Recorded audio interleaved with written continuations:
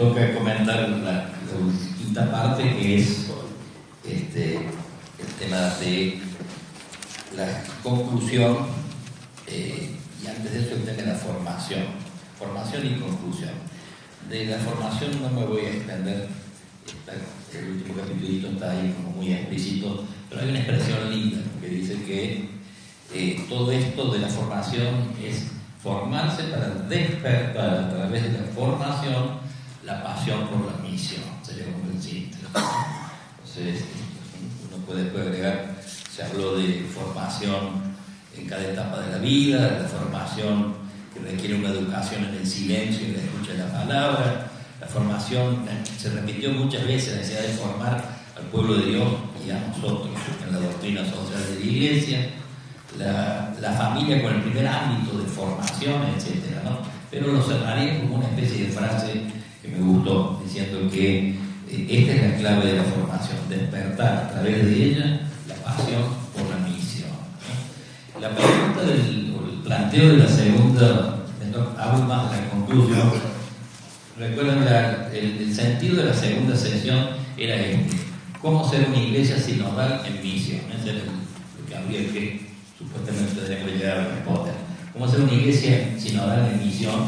Y el Papa ahí nomás al comienzo interrumpió, entre comillas, y agregó cómo ser una iglesia sinodal en misión y misericordiosa, ¿no? O sea, es un temita en el obsesivo y bueno, ahí lo puso. Por tanto, a partir de ahí cada vez se repetía la pregunta y se agregaba este tema de la misericordia, sobre todo basado, y este es el sentido que da el Papa, en renovar el espíritu del Concilio Vaticano II, que justamente fue un tema central, decía allí la cita de Juan XXIII al comenzar el concilio. En nuestro tiempo la Iglesia prefiere usar la medicina de la misericordia y no empuñar las armas de la severidad. La Iglesia quiere mostrarse madre, amable de todo, benigna, paciente, llena de misericordia y de bondad para con los hijos separados de ella. Y al cerrar el concilio, Pablo VI va a decir: queremos notar cómo el espíritu del concilio ha sido principalmente la caridad. El concilio ha enviado al mundo contemporáneo, en lugar de deprimentes diagnósticos, remedios alentadores. En vez de funestos presagios, mensajes de esperanza. Toda esta riqueza doctrinal se vuelca en una única dirección: servir al hombre en todas sus condiciones, en todas sus debilidades, en todas sus necesidades. Bueno, esta me parece así como la música de fondo que el Papa quiso agregar en este caso, ¿no? Al hablar de conclusión, yo le voy a hacer una especie de mezclita, me valgo de la conclusión del documento final, del discurso final del Papa en el aula y de la homilía del Papa en la misa de clausura. Todo esto acerca de la conclusión. Interesante porque el símbolo, la escena con que se abrió y se cerró esta segunda sesión del sínodo fue la de un banquete. Se abre con un banquete, se cierra con un banquete. Al inicio del instrumento Laboris, es a través de Isaías que profetiza: en este monte el Señor de los ejércitos preparará un banquete, un gran mesa de vinos añejos con sabrosas carnes. Es para este mundo que el Señor prepara este banquete. Y es la Iglesia, nos recuerda el Papa en las palabras de despedida, la que es o tiene que ser signo e instrumento de un Dios que ya ha preparado la mesa y está esperando a todos. Vuelve con este temita también, digamos más entre comillas obsesivo en el buen sentido de la palabra. Y a través de su espíritu, una expresión linda que usa el Papa, el Señor susurra palabras de amor en el corazón de cada uno, invitándonos a sentarnos a esa mesa, como los invita a los discípulos al amanecer en la orilla del lago, después de una noche ardua e infecunda. Texto que está ahí al final, sensación que más de una vez nosotros también tuvimos durante el sínodo. La sensación a veces de esto, de ardua e infecunda, ¿no? Como todas las cosas de Dios tienen momentos de desolación y de consuelo, ¿no? ¿Cómo ser una iglesia sinodal en misión? ¿Qué nos pide el Señor para hacerlo? Esta es la cuestión de la música de fondo de esta sesión. Pues podemos decir que a nosotros, a través de su espíritu, algo de frases de los textos que he dicho, ¿no? No son inventos míos. Podríamos decir que a nosotros, a través de su espíritu, nos concede, nos pide, es muy linda la expresión de nuevo, amplificar este susurro. Hablaba del susurro y El desafío ahora, es lo que viene a continuación del terminar la segunda sesión, es amplificar este susurro, no callarlo, no obstaculizarlo, que son dos cosas que también se dan en la iglesia. Hay algunos que no lo amplifican, hay algunos que no lo callan, hay algunos que lo obstaculizan o hablan en contra. En Europa, acá también. Es decir, nos pide, ¿qué nos pide? Nos pide abrir puertas, no levantar muros, nos pide quitarnos las cenizas del desentendimiento y hacer portadores de la llama del Espíritu, nos pide cercanía, no distancia, fruto de la comodidad o del clericalismo autoritario, que además de autorreferencial y displicente, desaprovecha carismas y capacidades hermosas y fecundísimas de los miembros de la comunidad apostólica, parroquia, escuela, etc. Nos pide que no nos constituyamos en dispensadores de la gracia, acá no usa la expresión, pero otra vez se dice aduaneros de la gracia, que deciden quién es digno de ese banquete, quién se sienta a la mesa y quién queda excluido. Nos pide que no le atemos, otra expresión para que me gusta muy fuerte, nos pide que no le atemos las manos al Dios de la misericordia. No se puede servir la mesa y secar las lágrimas con las manos atadas. Nos pide que seamos no una iglesia sentada, sino una iglesia de pie. No podemos quedarnos sentados. No una iglesia muda, sino una iglesia que recoge, que hace suyo el grito de la humanidad.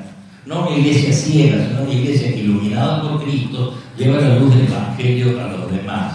No una iglesia estática, sino una iglesia misionera, que camina con el Señor por la vía del mundo. O, en la expresión de Tolentino Mendoza, una iglesia que se quita las pantuflas de la comodidad y se calza las sandalias del peregrino. Estaba ahí Tolentino Mendoza, una de las figuras para mi gusto más sabrosas, ¿no?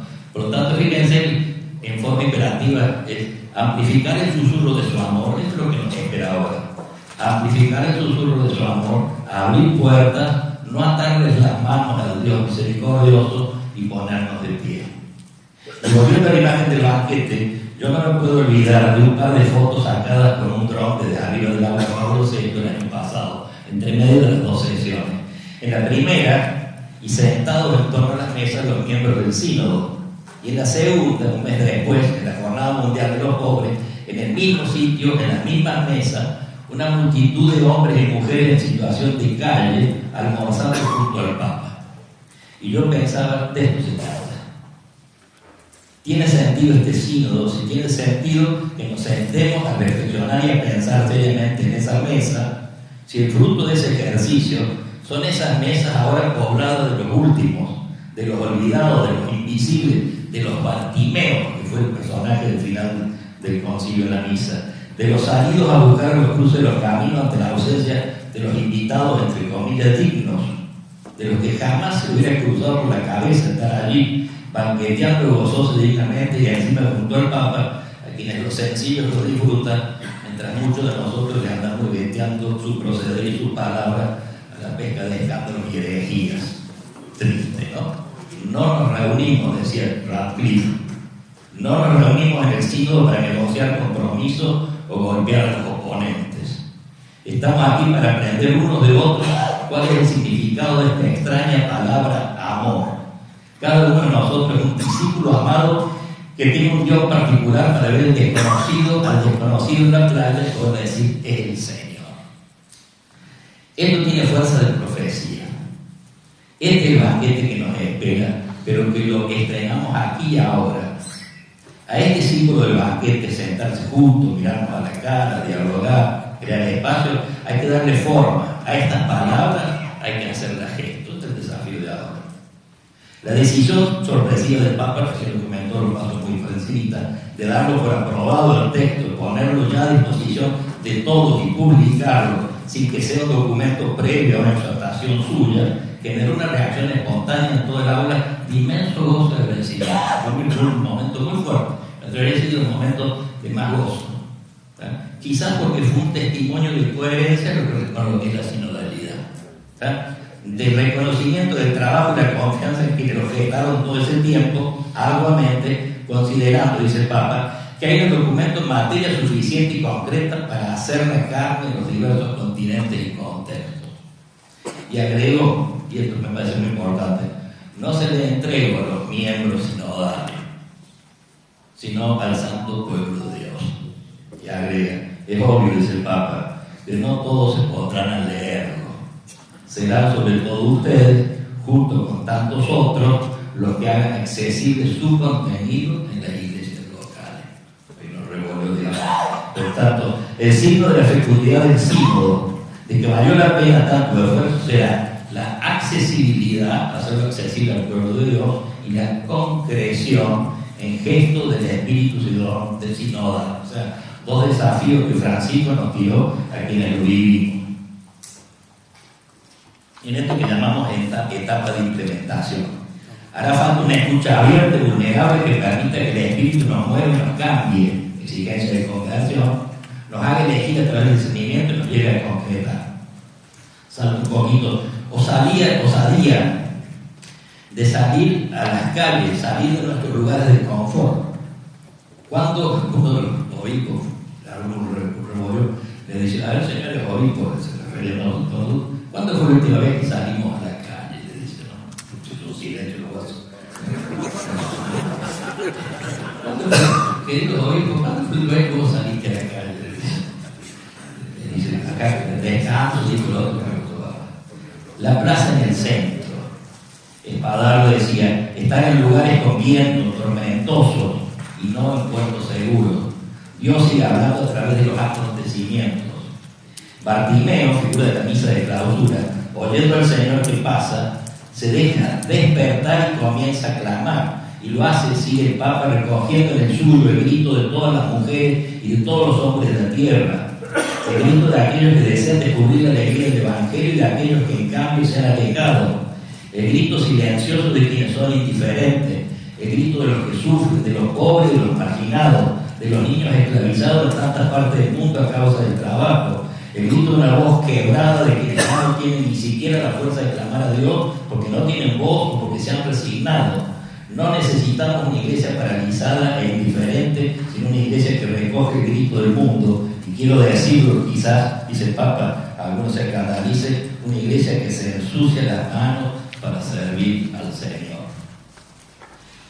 Algunos de esos gritos que salieron ahí sobre todo en la línea de los que iban hablando libremente, ¿no? Jóvenes, que pueden ser muchos, pero remarco algunos. Jóvenes, uno de ellos, aquella polamita de 19 años que el año pasado con toda aquella experiencia terrible de su hermana más chiquita, que por ser maltratada primero por su padre, cuando le expresó su realidad de ser homosexual, y después volvió el cura y después lo terminó de truchidar, y decía ella, a la semana siguiente mi hermana se suicidó. Fue el silencio más grande que hubo en el sínodo en los 2 años. Pero decía esta chica y otros más jóvenes también, no dejen de lado a los jóvenes que pedían la iglesia, ¿no? Queremos caminar como ustedes. Me escuché muy fuerte con el gusto. Queremos caminar como ustedes. Son el fruto, los jóvenes son el fruto de la iglesia, pero ese futuro es jóvenes, discapacitados. Estaba el jefe de la pastoral de discapacidad de toda España, un gran tipo, además fuerte y muy no recordaba. Hay 1.300 millones de discapacitados en el mundo. ¿Qué hace la iglesia con esto? Decía, ¿no? Y además agregaba, en los últimos años, este número se ha multiplicado inmensamente por los imputados, por los amputados en las guerras, ¿no? Educación, había entre Tolentino y Mendoza. La iglesia tiene 300.000 colegios y tiene 2.000 universidades, ¿no? Dicen, millones de jóvenes, ¿qué hacemos en ese mundo? ¿Qué hacemos en ese mundo? Parroquias, una inglesa que estaba allí, no católica, no de la nuestra, decía que la parroquia, una expresión de ella, no es ese lugar para mi hijo autista y para mi familia.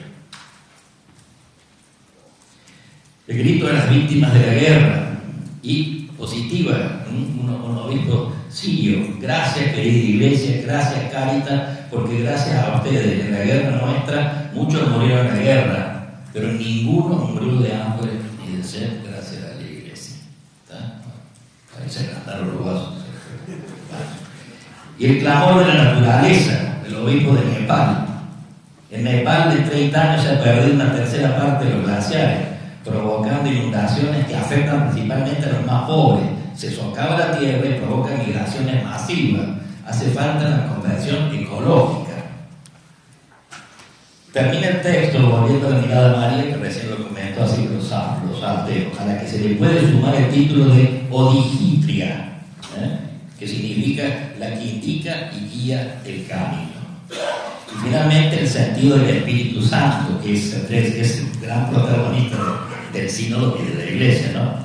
Esto, dejarse guiar por el Espíritu Santo y se decía dejarse sorprender por el Espíritu Santo. Porque en algunos momentos, incluso el sínodo me parecía que están todos medio dormidos, algunos decían dejémonos de golpe, nos sorprenden en algún momento, ahora o después, y digamos se da este Pentecostés que necesitamos. Y entonces él agregó aquel laico que les comenté el año pasado, Lucas, que tiene su barca y que su misión es no esperar que lleguen los africanos con su barcaza, digamos así, del exilio, buscando la vida, sino que ellos salen hacia ellos a buscarlo y se prioriza en esa búsqueda los niños y las mujeres que caen de la barcaza.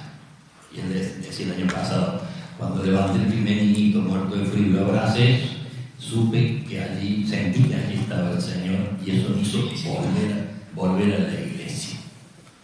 Y esta vez, de nuevo, así diría yo genialmente, hablando del Espíritu Santo que conduce, que es el que nos tiene que sorprender, dice, hace unos meses nos avisaron de una barcaza que venía, salimos de la nuestra a buscarlo, no logramos encontrarlo por ningún lado, nos empezamos a desesperar dónde estaba, hasta que de golpe en ese ir hacia allá sin saber hacia dónde, se nos puso al lado adelante, dice, no sé si es cardumen o bandada de delfines, que los seguimos, y los delfines nos llevaron hasta la barca, y ese día salvamos 48 personas. Querido obispo, agregó, a veces, no siempre el Espíritu Santo se representa bajo forma de una paloma.